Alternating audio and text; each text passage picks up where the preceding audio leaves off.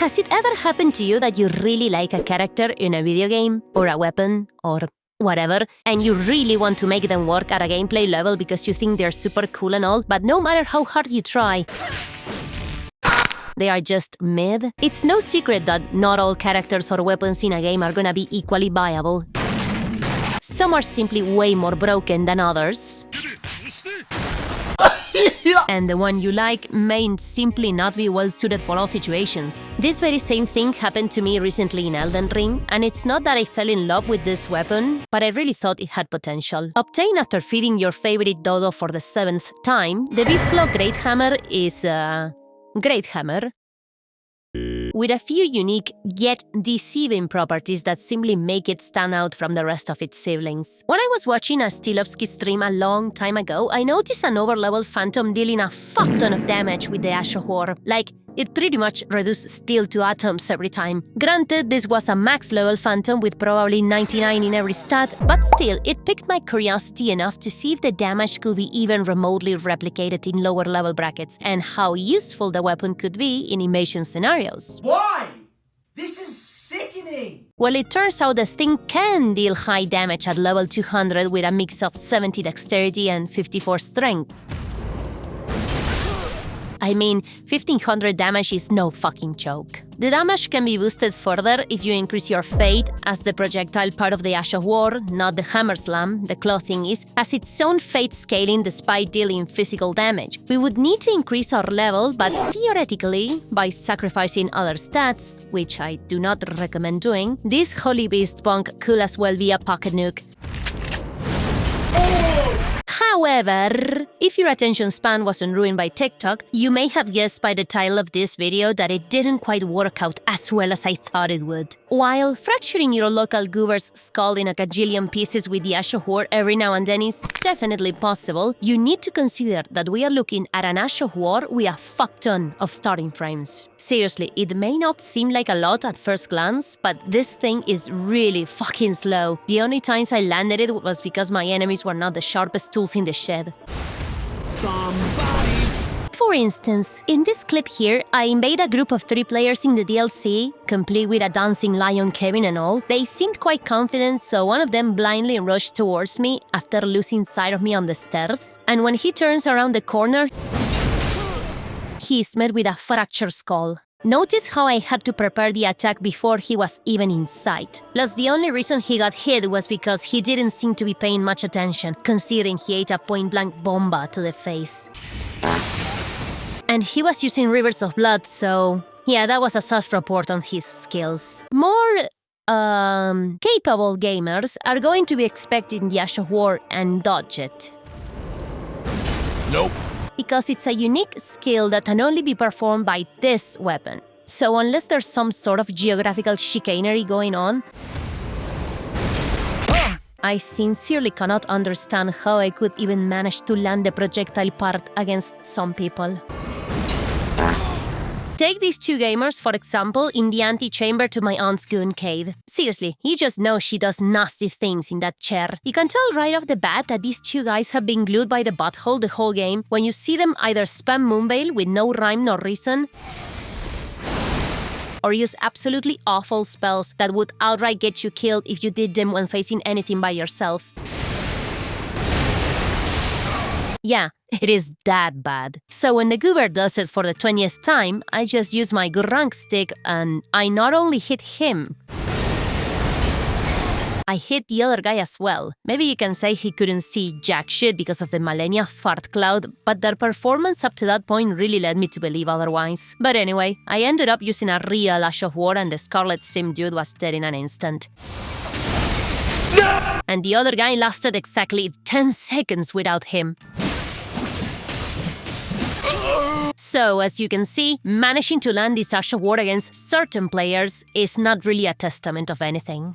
However, we can say that the fact that the Dulox will cost $80 is a testament of how greedy corporations are becoming with game prices. The price of the Switch 2 alone will rip and tear your rectum enough already. But at the very least, you don't gotta worry about the game price anymore, because instant gaming has got your back.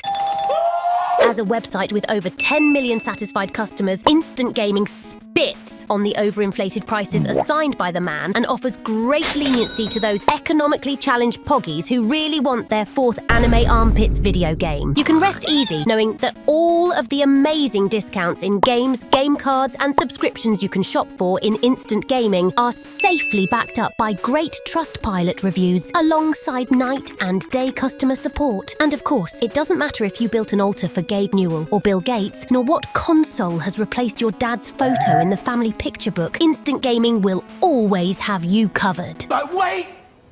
There's more! By clicking my custom link in the description or pinned comment and creating an Instant Gaming account, you will participate in a free giveaway where you'll be able to purchase anything of your liking. No purchases necessary. Just creating an account is enough. So what are you waiting for? Those morally questionable games won't add themselves to your Steam library. Huge thanks to Instant Gaming for sponsoring this video. Another thing that bugs me quite a bit is that Yasha Hitbox is not particularly vertically gifted. And it's not one of those short kings we all love. It just means that the slightest elevation will make it miss. Going back to our friends in Mesmar's Gunlair, after swiftly cracking Kevin's skull open, the mage guy does the double moon ballast spell, which I saw as a great opportunity to get a nice clip for the video.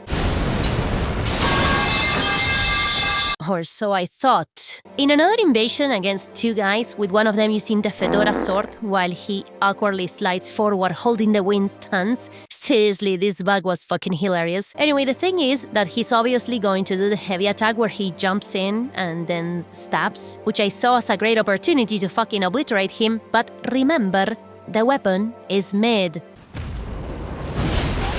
Yeah, not in this life. It's also not the best in terms of tracking either, because unless you manually aim it to where you want it to be, the slightest strafing will cause you to jack it in whatever direction. Twice I missed against this gamer that was running directly at me just because I trusted the weapon's tracking. It's best to just aim it manually. And the worst part of all is that while it does deal very decent damage, the difficulty of landing it is still not justified. It's not one of those moves that are nearly impossible to land, pero que te desintegran átomo por átomo cuando conectan. Onda, esta piña de Ralph por lo menos te hace pija si te agarra. At best, it will only one-shot people with low armor and less than optimal vigor. Por suerte, the Yasha Ward does have a fuck ton of hyper armor, so at least you will be trading against anything that's thrown at you while you're casting it. When you take all of these points into consideration, it's easy to come to the conclusion that this weapon's Astra Ward is just mid. It's not bad, but it's not phenomenal either. But Rani, a weapon is not merely defined by its Ash of War. What about its moveset and other intrinsic qualities? Me alegra que Betty tenga cada día más inteligencia. Alright, yes, that's true. One could argue that a weapon's moveset is always more important than their Ash of War, because it is what you'll be using most of the time. With our build, we only get 4 castings of the Ash of War before we need to start sipping that blue prime. In terms of moveset, no estamos viendo realmente la octava maravilla del mundo. It doesn't really help that in terms of length, the Beast Claw hammer is below the average proportions. Just like you. You will be whiffing a lot of times unless you kinda get used to the range of the weapon. But it is a great hammer, nonetheless. So its basic two-handed moveset is blessed by the hyper armor gods. So at the very least you have that. Its damage capabilities when taking the scaling into account are not bad, but there's still nothing out of the ordinary. What is out of the ordinary, however, is that when you use it one-handed, you can true combo a heavy attack into a light attack. 2 problems with this. First, the weapon doesn't have any hyper armor when you use it one-handed, meaning that trading with it will not always be possible. And second, the true combo's damage is not really that high, considering the risk you are taking when doing it in an invasion scenario. When you compare either the Yasha Ward or the true combo, they both pale in comparison in terms of damage and speed to our special XQC anchor build. It is simply 10 times better. But let's pretend you want to keep going with the Beast Claw hammer. You really like Shingo, so you just keep playing with him. You're probably going to use it one-handed to make use of both the Asha Ward and the true combo. So what weapon should you pair it with? My recommended choice is the hand axe, because this thing is fucking insane.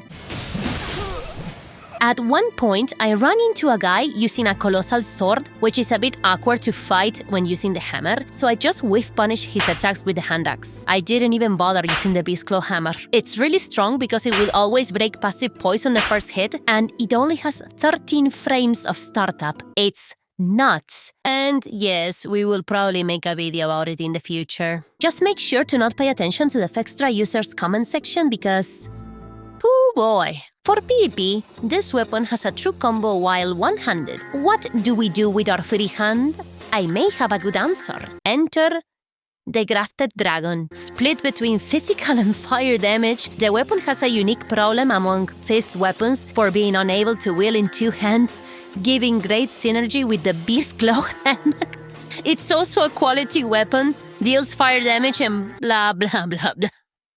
Oh god. Bro really looked at the entire catalog of available weapons for PvP and chose what would be the worst one if perfumes weren't a thing. We are going to talk about it in depth in another video, but to summarize, low damage, corto como patada de nano, shit Ash of War. Like seriously, it's absolute dog shit. Onda, literal eligió la peor porquería y lo presentó como si hubiese descubierto el apellido de Obama. Un capo. To say that the axe is absolutely the best part of this setup will still be a massive understatement, but this speaks volumes of simply how made the Beast Claw hammer is as a whole, which is really sad because it could have been a pretty good weapon. However, I understand that not everything, or anything for that matter, is made with PvP in mind, so it's understandable why it turned out the way it is. It is just good enough to not be ass, but not good enough to be reliable. The invasion with the guy using the Fedora sword lasted for 9 whole minutes, when I could have simply ended it in less than 2 if I used a better PvP weapon.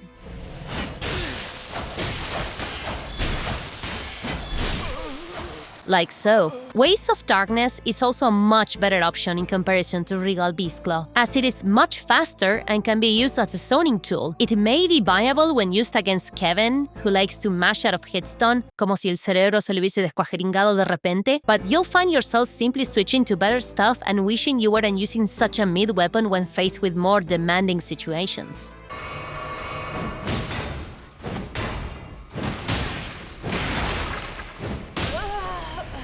Beast Claw hammer would have been ass against this guy, and... no, yeah, I guess that's about it. The whole weapon is just the definition of mid, and it's not the only one in Elden Ring that has this problem. There is a whole catalog of weapons that could as well be considered filler weapons, which we'll talk about in future videos, by the way. Así que denle like, suscríbanse y activen la campanita para más videos en el futuro. But I think that just speaks about the nature and importance of meta rather than the game itself, even if all weapons could have been made more equally viable. So I guess all we can do now is... I don't know. Try to crack some skulls? Bolas. Okay, both of you are AFK.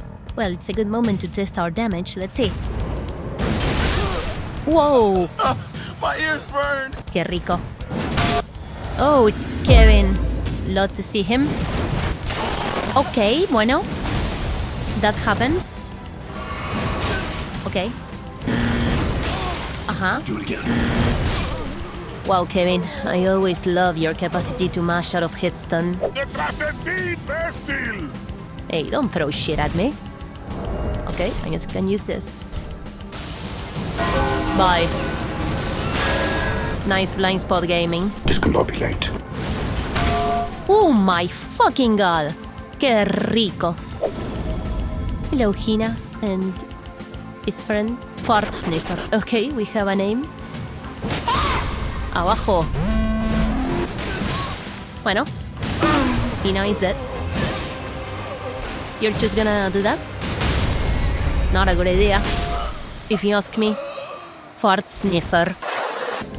Oli. Alright. It's so short. That's what she said! I don't like the fun that it's so short.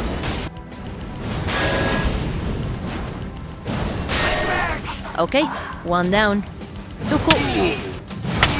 Hehe. Oh, we got the light roll man. Well, light roll man is dead. Hell no. Ooh, qué rico. Bomba. Huh? Oli. ¿Qué pasa, Kevin? Oh, Kevin is just standing there, okay? Ah, Kevin was waiting for the perfect opportunity to strike. What a cheeky Kevin. Bomba. What the hell? Oh! Kevin, that was a bomba. I'm so proud of you. Uh-huh. Well, goodbye, Kevin. Uh-huh.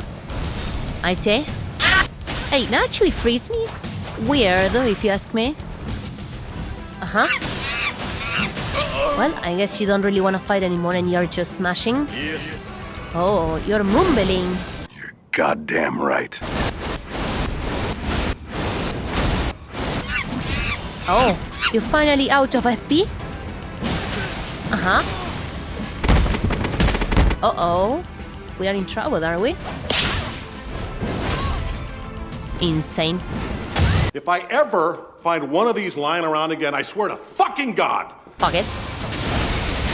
Just fucking die. Bitch.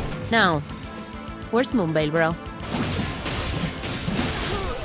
Oh. Insane. Moonveil, bro, is dead. But how? He has Moonveil. It's so OP. Hola. Okay, 2 of those. It's gonna be a bit annoying, but doable. Yay, true combo. I'm a bird. Okay. Let's see if we can get some help from these guys. Oh, yeah, we got some help from these guys. Uh-huh. Oh, there you are, big guy. How's it going? You seem to be prepared for fighting. Uh-huh. The one-handed attack does have a nice reach. It's not bad. Bonk. This is gonna be a long fight, isn't it? Yay! He's dead.